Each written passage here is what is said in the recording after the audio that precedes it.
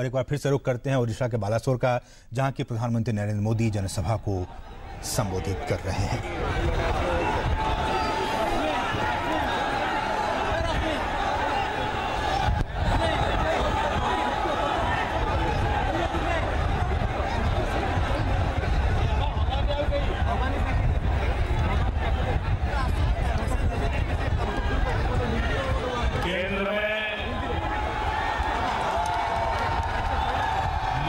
परिषद के मेरे साथी, जनजातीय समूह के मसीहा श्रीमान जुएल औरंगजेब, केंद्र में मंत्री परिषद के मेरे साथी श्रीमान धर्मेंद्र प्रधान जी, प्रदेश के अध्यक्ष श्रीमान बसंत पांडा जी,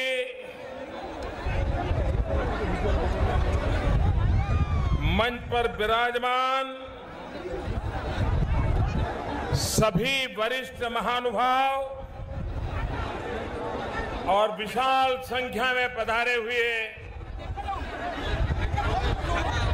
ओडिशा के मेरे प्यारे भाइयों और बहनों,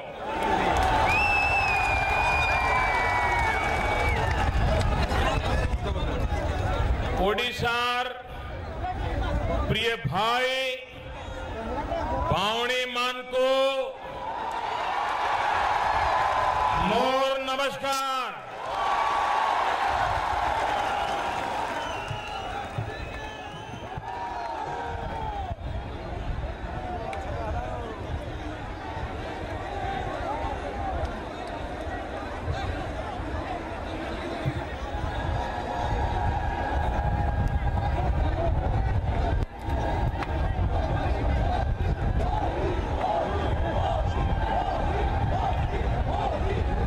दिल्ली में एयर कंडीशन कमरों में बैठ करके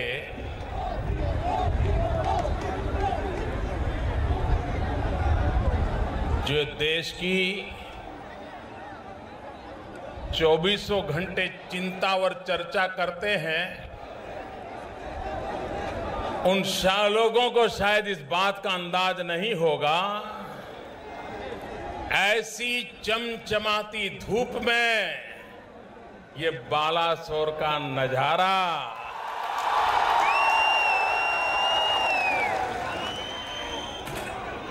न कोई चुनाव है, न कोई जन आंदोलन है, न कोई मांग है, लेकिन उसके बावजूद भी ये जनसागर सिर्फ प्रेम बरसा के बिना इनको और कोई इरादा नहीं।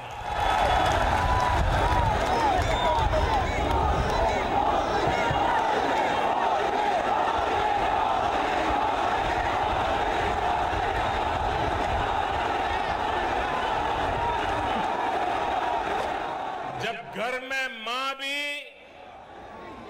अपने बच्चों को पुचकारती है, जब उनको शाबाशी देती है,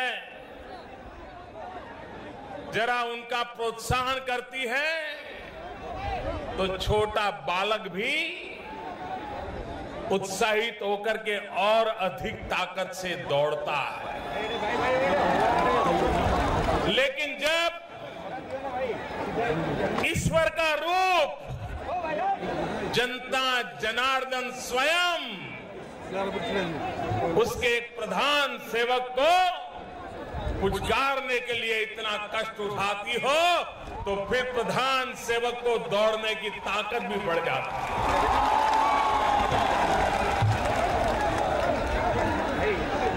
भाई बहनों,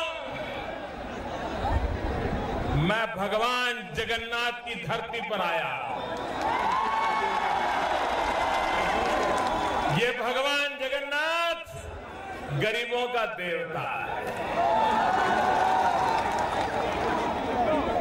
ये हमारा भगवान जगन्नाथ खिचड़ी भी खाता है और कढ़ा भी पीता है। क्यों? हम गरीबों का देवता है और ऐसे भगवान जगन्नाथ की धरती पर मैं धरती को शत शत प्रणाम करता हूं, नमन करता हूं। महाकवि कालिदास ने कलिंग के राजा को लॉर्ड ऑफ द सी, महोदधीपति कहा था। कालिदास ने यहां का वर्णन ऐसा कहा। और कलिंग का प्राचीन बंदरगाह ये हमारा बालेश्वर शहर हुआ करता था।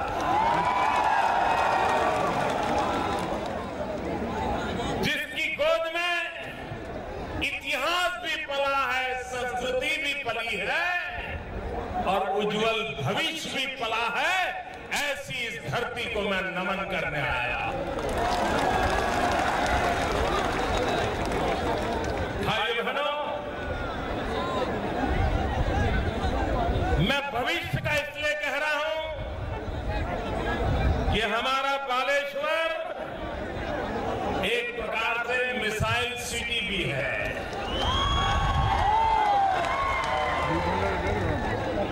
हमारे पूर्व राष्ट्रपति एपीजे अब्दुल कलाम जी की एक कर्मभूमि रहा है और इसलिए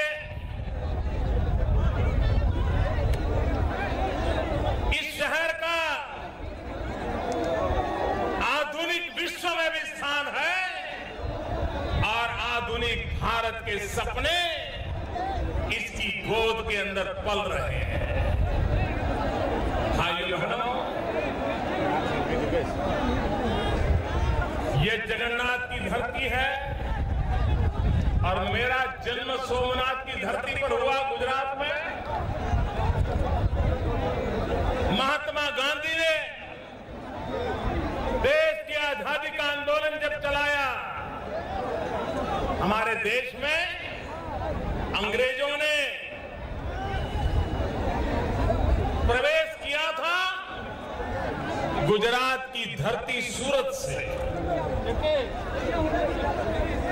और महात्मा गांधी ने 1930 में नमक सत्याग्रह करके, दांडी की यात्रा करके सूरत के ही नजदीक में दांडी की धरती से अंग्रेजों को खदेड़ने में पूरे हिंदुस्तानियों के दिल में एक नया जज्बा, नया विश्वास पैदा किया था। और जब महात्मा गांधी नमक सत्याग्रह कर रहे थे, उसी समय इसी धरती पर इंचुड़ी में वैसा ही नमक सत्याग्रह करके अंग्रेजों को ललकारा गया था।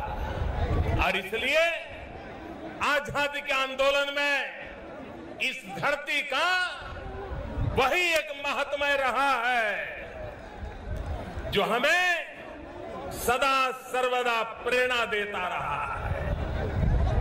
जलियांवाला बाग, पंजाब की चर्चा तो बहुत होती है, लेकिन यही मेरा उड़ीसा था जहां पर हमारे इरम की मट्टी जो हमारी आजादी के आंदोलनकारियों के रक्त से आभूषित हुई थी, उस इरम की धरती को भी मैं प्रणाम करता हूं। भाइयों बहनों, देश आजाद हुआ,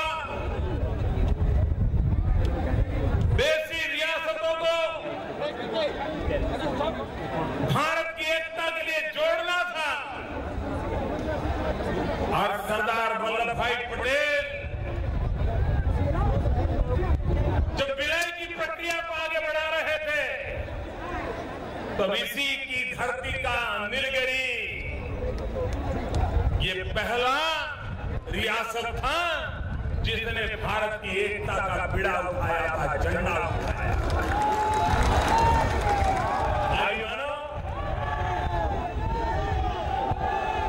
संस्कृत भागवत के आदि टीकाकार जगत गुरु श्रीधर स्वामी की इस धरती को और श्रीधर स्वामी को मैं प्रणाम करता हूं। मैं महान कवि दिनकृष्ण दास, अभिमन्यु सामंत, कविवर राधानाथ राय, व्यास कवि फकीर मोहन सेनापति को नमन करता हूं। ओडिशा के पहले विधानसभा अध्यक्ष मुकुंद प्रसाद दास, उत्कल केसरी हरे कृष्ण महताब, राजा वेंकुटनाथ दे, विप्लवी बागा जतीन को मैं आज प्रणाम करने आया हूं।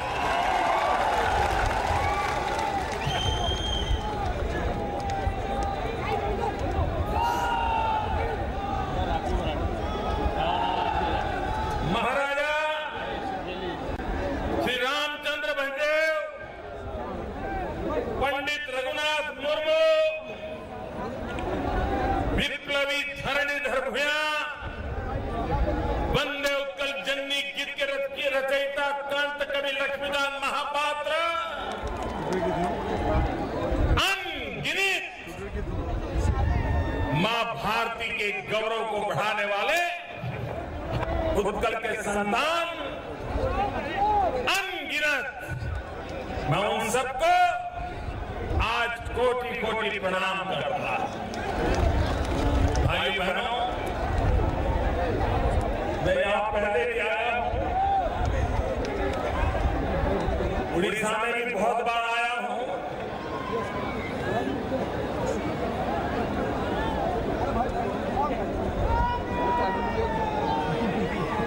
लेकिन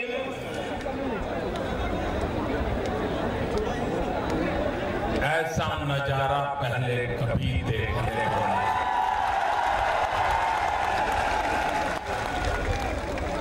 आज हमारे देश में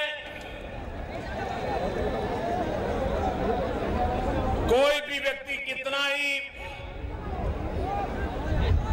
लोकप्रिय होना जाए, कोई सेलिब्रिटी कितनी ही लोकप्रिय क्यों न हो जाए, कोई सरकार कितनी ही क्यों न लोकप्रिय हो जाए, लेकिन कभी 3 महीने, 6 महीने, 9 महीने के बाद धीरे धीरे लोगों की उदासीनता शुरू हो जाती है। ये हमने लगातार देखा है, लेकिन मैं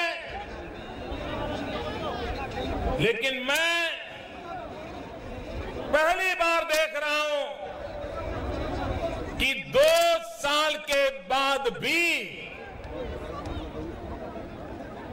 किसी सरकार को इतना जनता का प्यार मिलता हो, इतना आशीर्वाद मिलता हो।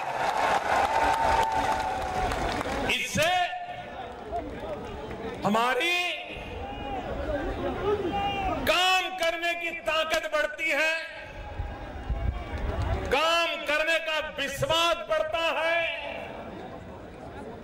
और उसके कारण हमें देश को नई ऊंचाइयों पर ले जाने में जन जन का समर्थन प्राप्त हो रहा है। भाइयों बहनों, पहले सरकारें ये मानती थी कि देश हम चला रहे हैं, पहले सरकारें मानती थी कि देश का भला हम कर रहे हैं, पहले सरकारें मानती थी कि हम ही भारत का भाग्य बदलेंगे, और हमने नतीजा देखा है। ये ऐसी सरकार है जिसका मंत्र रहा है सबका साथ, सबका विकास, और इसलिए हमने लगातार ये कोशिश की है, हमने लगातार ये कोशिश की है कि सरकार की हर योजना में जन भागीदारी हो। सिर्फ सरकार भी नहीं, सिर्फ जनता भी नहीं, सरकार और जनता कंधे से कंधा मिलाकर के समाज की समस्याओं का समाधान करने के लिए आगे आए। मैं देश के कोटि कोटि जनों का ऋणी हूं, मैं उनका आभारी हूं कि उन्होंने सरकार की हर बात को अपना बना लिया। और अगर सरकार एक कदम चलती है तो मैं देख रहा हूं मेरा देश 2 कदम आगे निकल रहा है। ये कब संभव होता है कि जब जनता जनार्दन के दिल में ये विश्वास पैदा होता है कि सरकार की नीयत में कोई खोट नहीं है। जब जनता जनार्दन के दिल में विश्वास होता है कि जो नीतियां बनती है वो नीतियां एकमात्र उद्देश्य होता है हर हिंदुस्तानी का भला हो, हिंदुस्तान का भला हो और ये हमारी भारत माता विश्व में नई ऊंचाइयों को प्राप्त करे। ये जब विश्वास होता है तब देशवासी कंधे से कंधा मिला करके जुड़ जाते हैं। और मैं अनुभव कर रहा हूं भाइयों बहनों, जब मुझे सभी सांसदों ने, एनडीए के सभी सांसदों ने चुन करके प्रधानमंत्री के लिए पसंद किया, पार्लियामेंट के सेंट्रल हॉल में मेरा पहला भाषण हुआ और उस भाषण में मैंने कहा था कि मेरी सरकार इस देश के गरीबों को समर्पित है। और भाइयों बहनों, जब मैं कहता हूं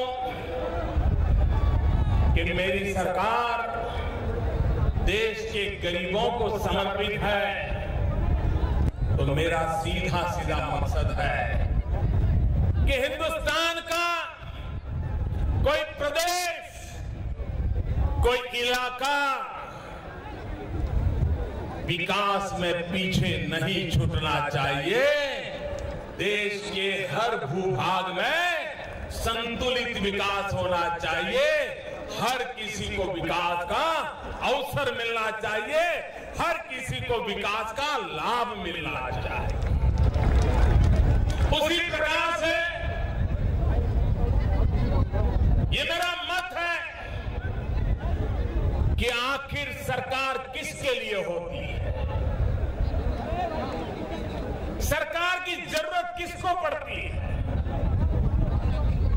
क्या किसी अमीर को सरकार की जरूरत होती है क्या? सरकार की डगर डगर पर जरूरत किसी को पड़ती है तो मेरे गरीब भाइयों बहनों को पड़ती है। और इसलिए सरकारें अमीरों के लिए नहीं, सरकारें गरीबों के लिए ही होती है और गरीबों के साथ चलने के लिए होती है। अगर अमीर बीमार पड़ जाए, अगर अमीर बीमार हो जाए तो सैकड़ों डॉक्टर कतार लगा करके उसके घर के बाहर खड़े हो जाएंगे। लेकिन अगर गरीब बीमार हो जाएगा तो उसको तो बेचारे को अस्पताल में कतार में खड़ा रहना पड़ेगा। सरकारी अस्पताल अच्छा होगा तभी तो गरीब का उपचार होगा। अमीर के बेटे को अगर पढ़ना है, अमीर के बेटे को अगर पढ़ना है तो टीचर, अच्छे से अच्छे टीचर, देश के भी टीचर, विदेश के भी टीचर, अच्छे से अच्छे शिक्षक अमीर के घर के बाहर बच्चों को पढ़ाई पढ़ाने के लिए कतार में आकर के खड़े हो जाएंगे। लेकिन अगर गरीब के बच्चे को पढ़ना है तो उसे तो सरकारी स्कूल और सरकारी शिक्षक पर ही भरोसा करना पड़ता है। अमीर को यहां से अगर पुरी जाना है, भुवनेश्वर जाना है, वो अपनी कार लेकर के निकल पड़ेगा, पहुंच जाएगा।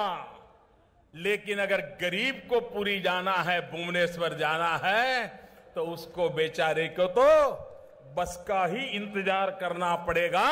और जब सरकारी बस आएगी या रेल आएगी तब पहुंच पाएगा।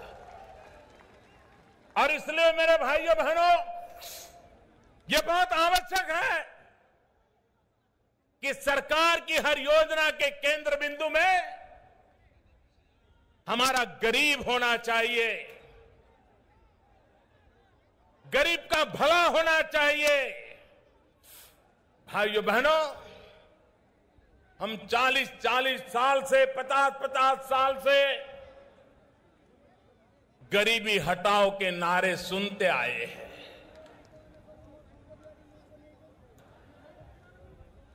उनका इरादा भी नेक रहा होगा, मैं उस पर शक नहीं करता हूं।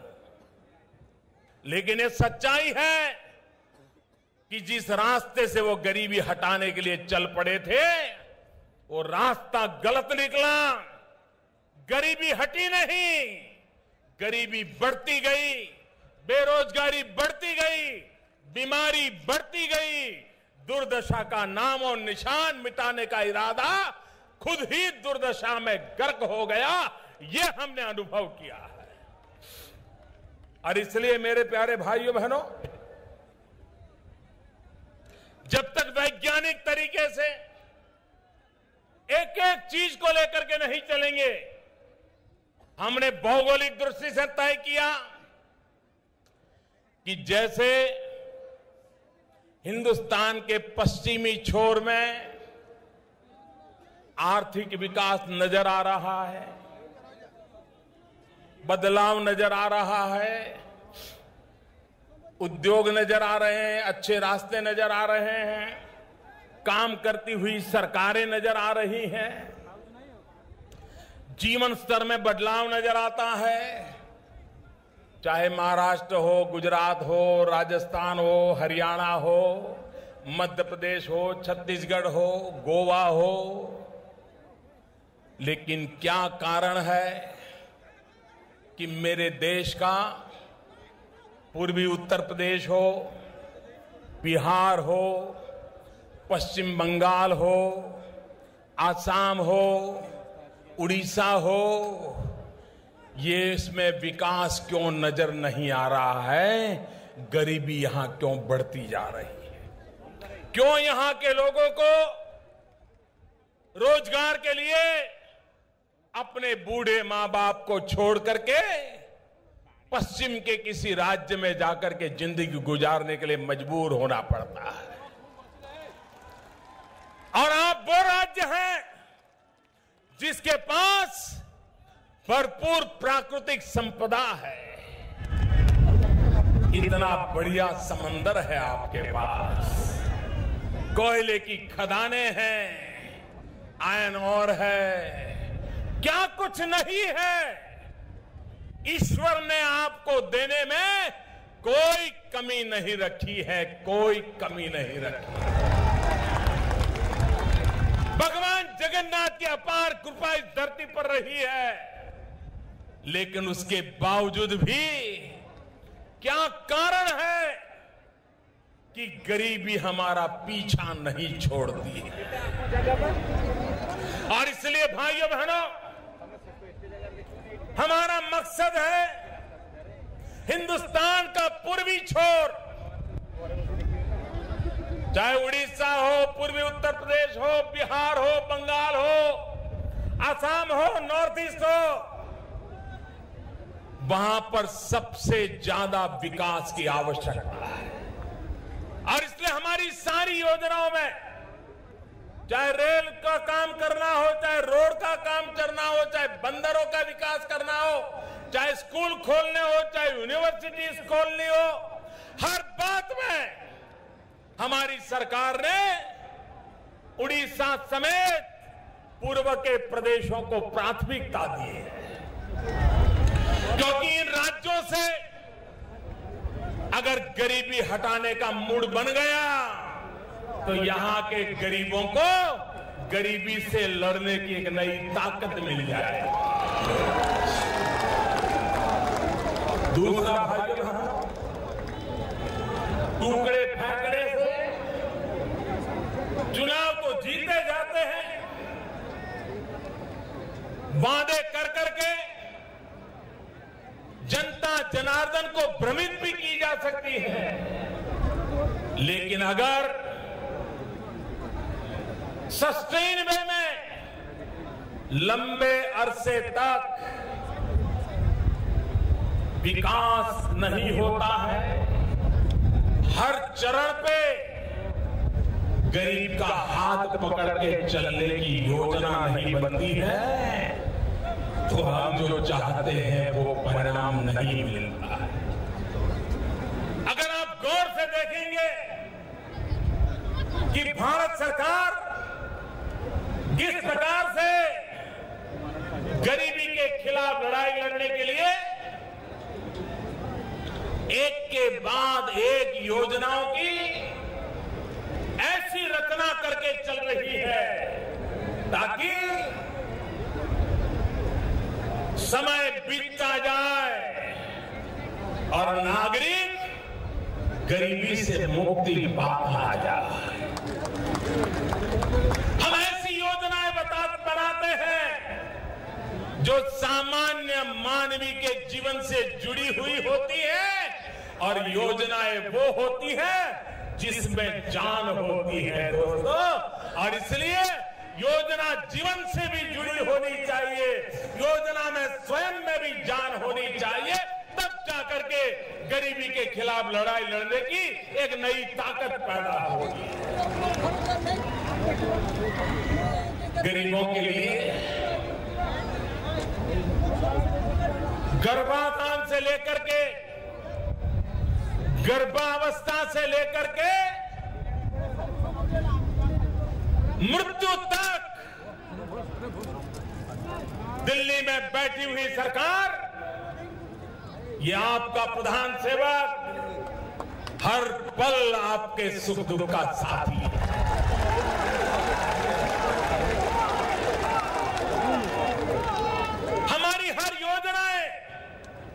हमारी हर योजनाएं उस मकसद को पूरा करने के लिए है। अगर गरीब मां गर्भावस्था में है तो हमारी सरकार उसे पूरक आहार देती है, जननी सुरक्षा योजना चलाती है ताकि उसका मेडिकल चेकअप हो, गर्भावस्था में गरीब मां को जो आहार चाहिए वो आहार मिले, जो पोषण चाहिए वो पोषण मिले, और गरीब मां के पेट में पल रहा बेटा संतान, बेटा हो या बेटी हो, उसको कभी प्रसूति के समय कुपोषित बालक पैदा ना हो, कम वजन वाला बालक पैदा ना हो, और कभी पहली ही प्रसूति में कभी बच्चा मर जाए, कभी मां मर जाए। भाइयों बहनों, ये स्थिति हमारे लिए चिंताजनक है। हमें गरीब से गरीब प्रसूता मां को भी बचाना है, और हर प्रसूता मां के प्रसूति में जो संतान पैदा होता है उस संतान को भी बचाना है। और इसके लिए देश के करोड़ों करोड़ों गरीबों के लिए जननी सुरक्षा योजना, जननी शिशु सुरक्षा कार्यक्रम, मातृत्व सहयोग योजना, गर्भवती महिलाओं के लिए अतिरिक्त पोषण की योजना, ये सारी योजनाओं का सिलसिला गरीब माताओं के घर तक पहुंचाया जाता है। और ये योजनाएं न कभी अखबार में चर्चा में आती है, न कभी टीवी पे नजर आती है। कहीं ये पुलिया बन जाए तो बड़ी चर्चा होती है कि सरकार ने बड़ा काम कर दिया, लेकिन किसी की जिंदगी बच जाए तो चर्चा बहुत कम होती है। मेरे भाइयों बहनों, हमारी कोशिश है कि मुझे इन मेरी गरीब माताएं जो प्रसूति में ही मृत्यु के शरण हो जाती है, उन माताओं को बचाना है।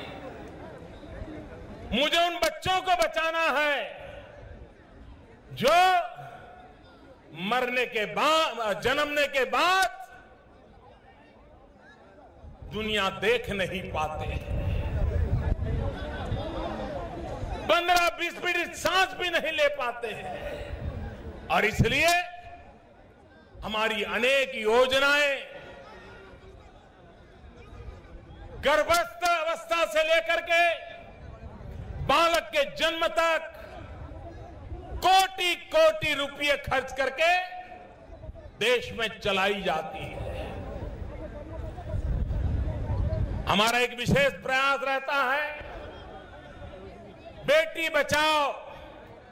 दुर्भाग्य से कहने को तो हम 21वीं सदी में जी रहे हैं, लेकिन कभी कभी हमारी मानसिकता 18वीं शताब्दी से भी बुरी हो गई।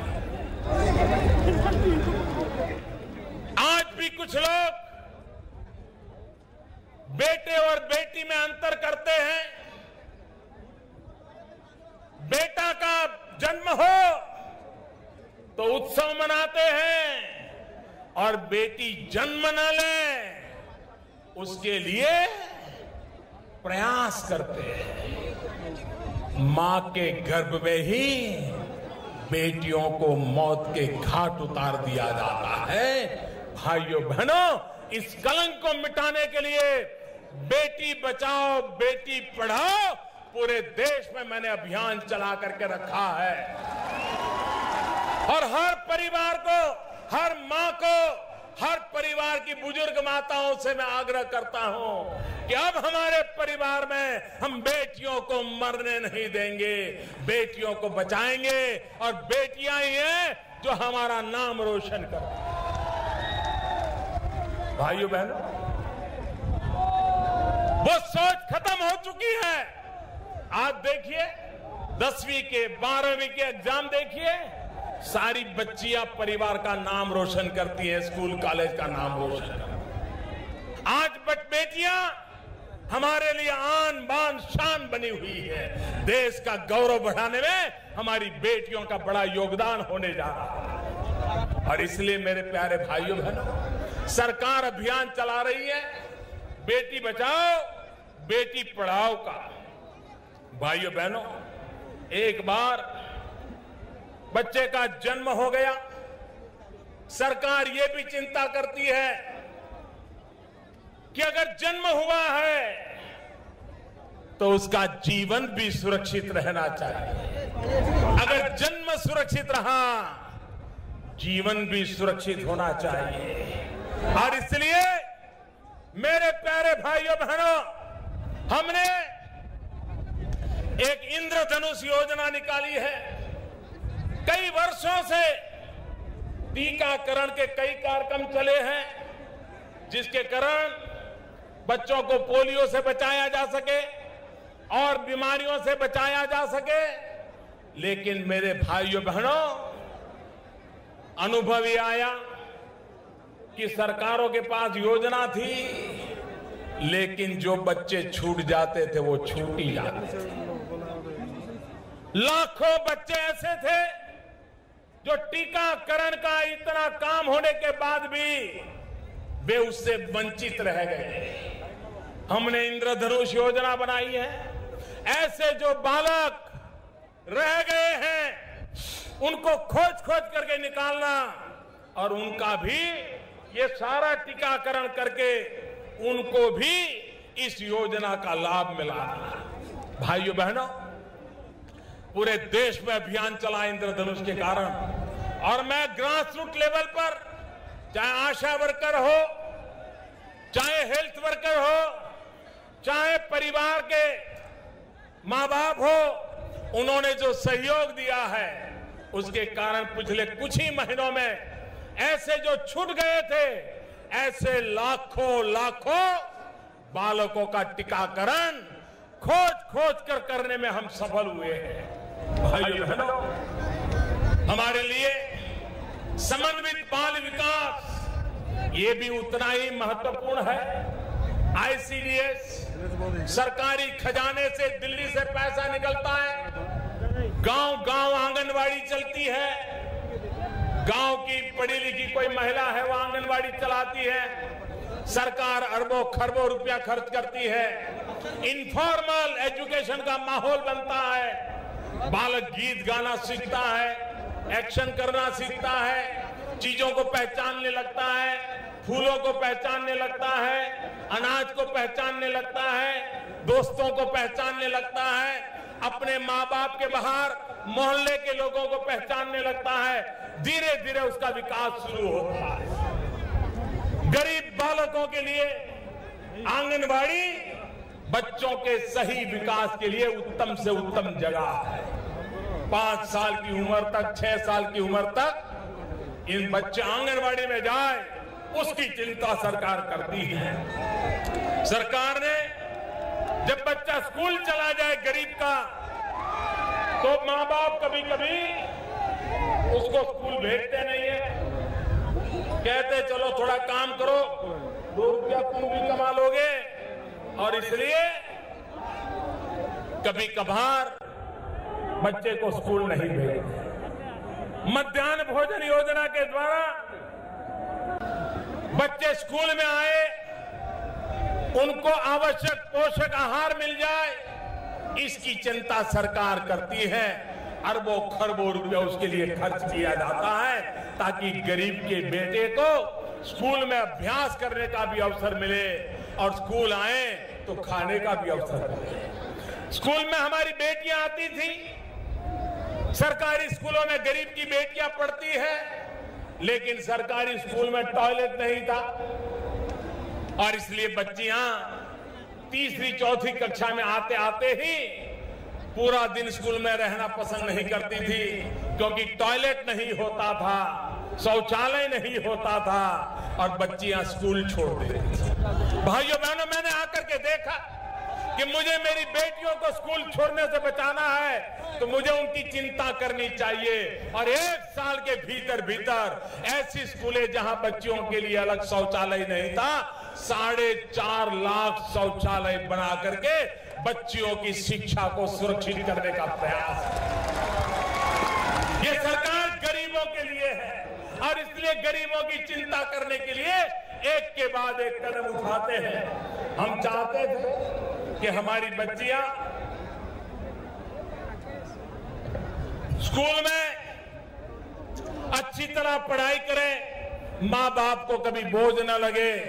हमने सुकन्या समृद्धि योजना लाए, सरकार की तरफ से विशेष ब्याज देने की व्यवस्था की, मां बाप को कहा कि आप इसमें भागीदार बनिए। बच्ची जब 18-20 साल की हो जाएगी तो इतनी सारी धनराशि आपको हाथ लगेगी ताकि बच्ची को अगर आगे पढ़ाना है या बच्ची की शादी करवानी है तो आपको कभी बच्ची बोझ नहीं लगेगी। और मुझे गर्व है कि करोड़ों परिवार इस सुकन्या समृद्धि योजना से बने, हजारों करोड़ रुपया बैंक में जमा हुआ और ये बच्चियां जब 18-20 साल की हो जाएगी तब कभी भी न वो समाज पर बोझ होगी न वो परिवार पर बोझ होगी, वो आत्मसम्मान के साथ अपनी जिंदगी का फैसला कर पाएगी। इस योजनाओं को हमने चालू किया।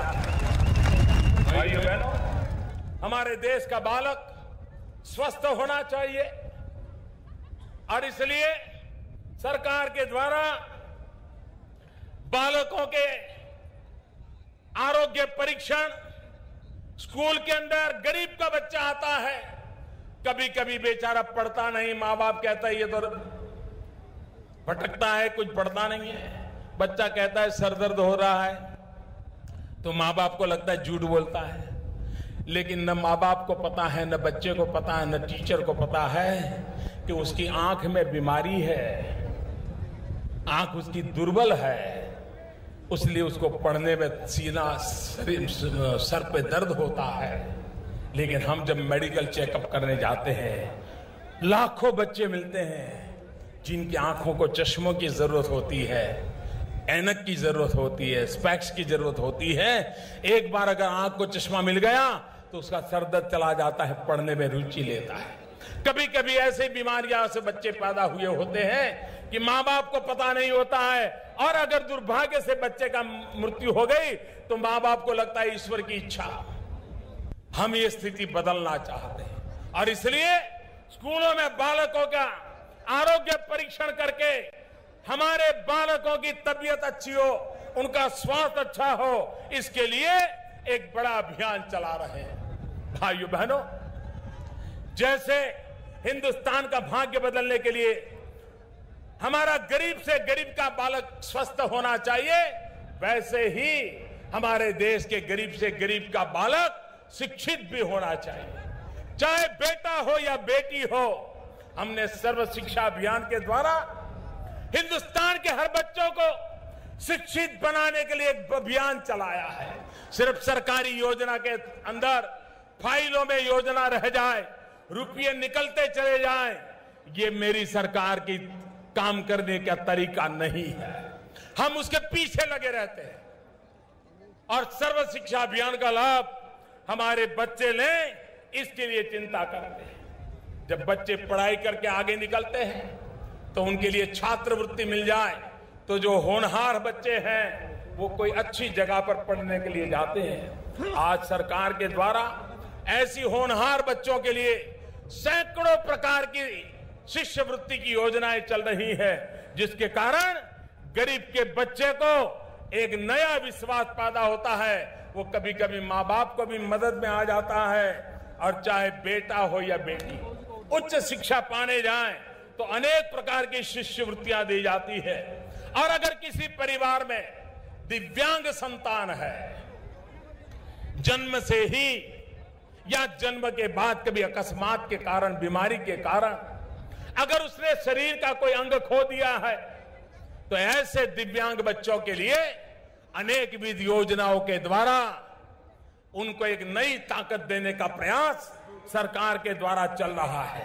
मेरे भाइयों बहनों, मैं अनगिनत योजनाएं गिना सकता हूं, जो योजनाएं सिर्फ और सिर्फ गरीबों के कल्याण के लिए है।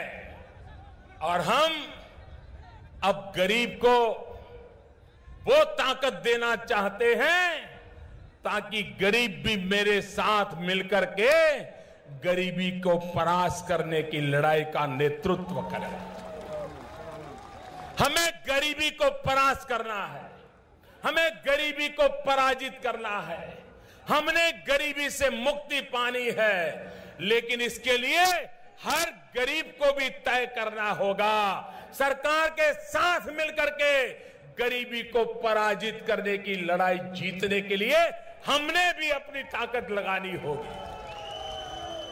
और इसलिए गरीब को ताकतवर बनाना, गरीब को एम्पावर करना, उस दिशा में हम काम कर रहे हैं। अब आप कल्पना करिए, जो मैं कहता था, भौगोलिक दृष्टि से भी गरीबी जानी चाहिए। इस देश में 18,000 गांव ऐसे थे, आजादी के 70 साल हो गए, लेकिन 18,000 गांव में कभी बिजली का तार तक नहीं पहुंचा था। उड़ीसा में भी ऐसे अनेक गांव हैं जहां आजादी के 70 साल के बाद भी बिजली का खंभा नहीं लगा था। क्या वो गरीबी से कैसे लड़ेंगे? वो इलाका गरीबी से मुक्त कैसे होगा? वो गांव गरीबी से कैसे मुक्त होगा? और इसलिए मैंने बीड़ा उठाया, 1000 दिन में 18,000 गांवों में मुझे बिजली पहुंचानी है। मेरे सरकार के मुलाजिम मुझे मना कर रहे थे, साहब ये संभव नहीं है, बहुत मुश्किल है, 5 साल 7 साल लग जाएगा। जो काम 70 साल में नहीं हुआ वो 1000 दिन में कैसे करेंगे? मैंने कहा 70 साल में हुआ या ना हुआ हो, मुझे 1000 दिन में करना है, क्योंकि मुझे गरीबी के खिलाफ लड़ाई करनी है।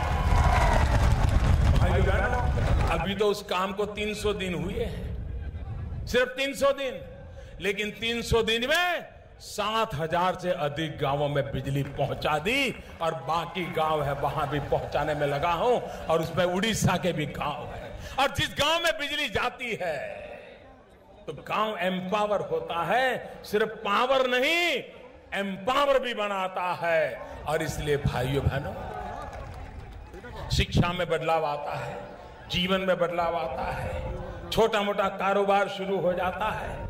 उसी प्रकार से भाइयों बहनों, व्यक्ति के जीवन में भी छोटे छोटे लोग पकोड़े बेचते हो, ऑटो रिक्शा चलाते हो, टैक्सी चलाते हो, नाई की दुकान हो, धोबी की दुकान हो, अखबार बेचते हो, साइकिल पर चल करके कपड़े बेचते हो, साइकिल पर या सर पर रख करके बर्तन बेचते हो। इन गरीब लोगों को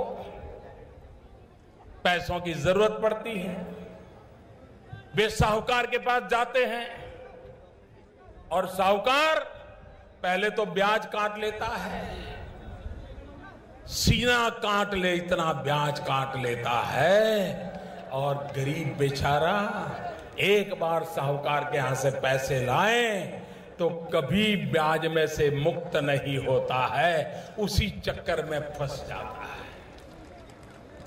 अब बेचारा गरीब जाए तो जाए कहां? बैंक के दरवाजे तो उसने देखे नहीं थे।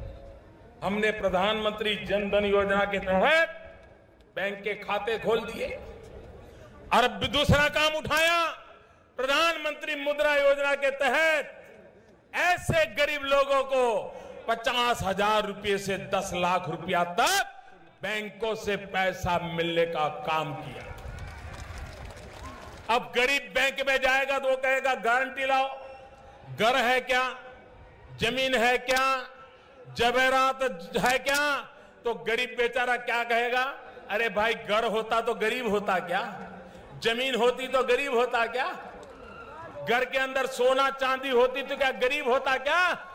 मैं कहां से लाऊं? तो मेरी सरकार ने निर्णय किया, अगर गरीब बैंक के दरवाजे पर आएगा तो उससे कोई गारंटी नहीं मांगी जाएगी। 50,000 रुपए से 10 लाख। और भाई बहनों, गरीबी के खिलाफ लड़ाई लड़ने के लिए अब तक 3.5 करोड़ परिवार, करीब 3.5 करोड़ परिवार, कम संख्या नहीं है। हिंदुस्तान में कुल परिवारों की संख्या 25 करोड़ है। उस 25 करोड़ परिवारों में से गरीबी में जीने वाले 3.5 करोड़ परिवार, निम्न मध्यम वर्ग के परिवार, 3.5 करोड़ परिवारों को करीब 1.25 लाख करोड़ रुपया से ज्यादा पैसे दे दिए गए। उनके खाते में जमा हो गया, वो काम करने लग गए, और कुछ लोग तो कमाते गए और वापस भी देना शुरू कर दिया। बैंक वालों को रोने की नौबत नहीं आई है। यही तो मेरे गरीबों की अमीरी है। मेरा कहने का तात्पर्य यह है कि गरीबों के लिए, गरीब अपने पैरों पर खड़ा हो, उस बात को बल दे करके हम योजनाओं को आगे बढ़ा रहे हैं। हमने नौजवानों के लिए startup India, stand up India, इसको बल दिया है। हमारी माताएं लकड़ी का चूल्हा जला करके धुएं से मरती रही है, मैंने बीड़ा उठाया है। 5 करोड़ गरीब माताएं जो घरों में लकड़ी का चूल्हा जलाते हैं, उनको रसोई गैस देना है, रसोई गैस देना है। और हमारे धर्मेंद्र प्रधान जी उस काम को देख रहे हैं, और आने वाले दिनों में वो भी मैं पूरा करके दूंगा। कहने का तात्पर्य यह है भाइयों बहनों कि सरकार की हर योजना गरीब इलाकों को विकास के रास्ते पर ले आए, गरीब परिवारों को गरीबी से मुक्ति होने के लिए ताकत दें, हर गरीब को गरीबी से मुक्ति पाने का अवसर दें। ऐसी एक के बाद एक योजनाओं के द्वारा देश को बदलने का हमारा जो प्रयास था वो आज नजर आ रहा है, और तभी तो कह रहे हैं मेरा देश बदल रहा है, मेरा देश आगे बढ़ रहा है। और इसलिए भाइयों बहनों, हमारा एक ही मंत्र है, हम भारतीय जनता पार्टी के कार्यकर्ता हैं। आप देख लीजिए, हिंदुस्तान में जहां जहां भाजपा की सरकारें हैं वहां विकास नजर आता है।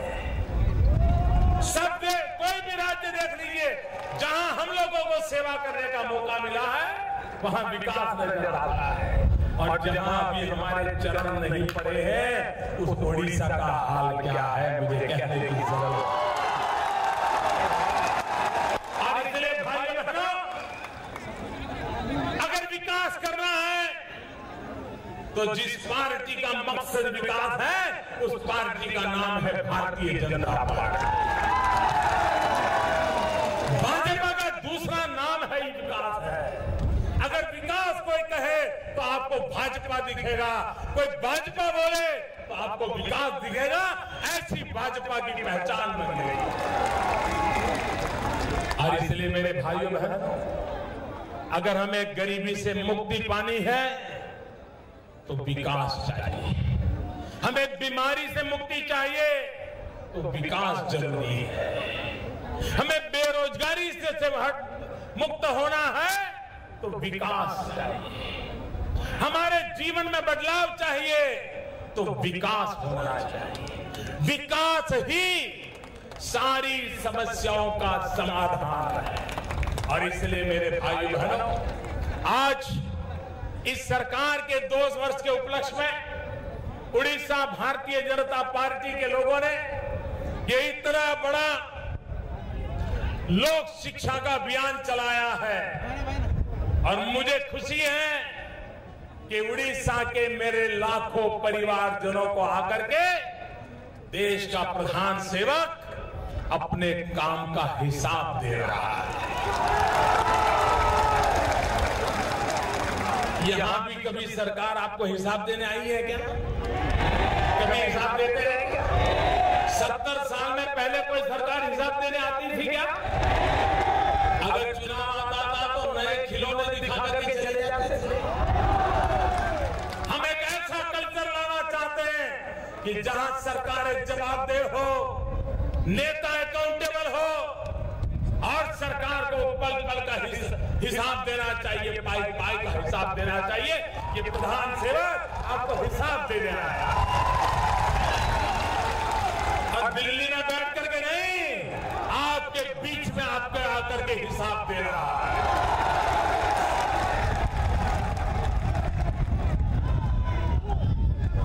भाई बहनों, ऐसी चमचमाती धूप में जो लाखों लोग खड़े रहते हैं, इसे जश्न नहीं कहते हैं, ये तो जिम्मेवारी है।